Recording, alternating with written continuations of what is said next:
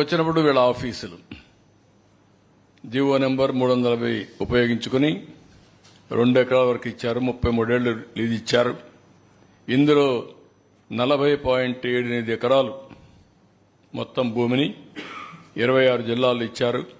Nearly market value ఇవన్నీ చూస్తే 300 కోట్లు ఉంటుంది. మార్కెట్ వాల్యూ కంటే రిజిస్ట్రేషన్ వాల్యూ ఎంత ఉంటుంది. ఇంకో పక్క వీళ్ళు ఏమనుకుందారు నాకు తెలియదు కానీ పర్మిషన్ లేకుండా బిల్డింగ్లు కట్టడం, బిల్డింగ్లు కట్టి ఇది తప్పు అంటే దాని మీద రోడీని చూపించడం. ఎక్కడికి పోతున్నారు నాకైతే అర్థం కావడం లేదు. అంటే భయం లేదు. గవర్నమెంట్ అంటే చట్టాన్ని చూస్తే ఏమాత్రం కూడా లెక్కలేనితనం, ఇష్టానుసారంగా చేసే పరిస్థితికి వచ్చారు.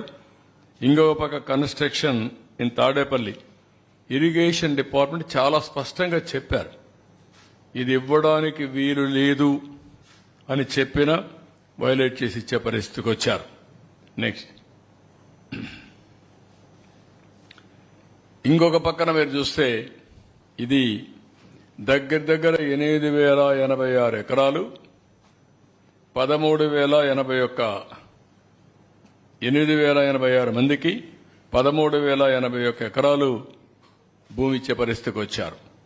దీని వాల్యూ మినిమం 1,300 కోట్లు ఉంటుంది. పేదవాళ్లకు చెందవలసిన భూమి వైఎస్ఆర్ కాంగ్రెస్ జిల్లాలో 3,357 మందికి 5,796 ఎకరాలు, కర్నూలులో 856 మందికి 1,145 ఎకరాలు, అనంతపురంలో 3,471 మందికి 5,554 ఎకరాలు, అన్నమయ్య జిల్లాలో 84 మందికి 103 ఎకరాలు, అదే మరి నంద్యాలలో 318 మందికి 483 ఎకరాలు. మొత్తం కలిసి మీరు చూస్తే 8,086 మందికి 13,081 ఎకరాలు, 1,300 కోట్ల రూపాయలు మినిమం. దానికంటే ఎక్కువ వాల్యుయేషన్ ఉంటుంది. అంత భూమి దారాదత్తం చేసే పరిస్థితికి వచ్చారు.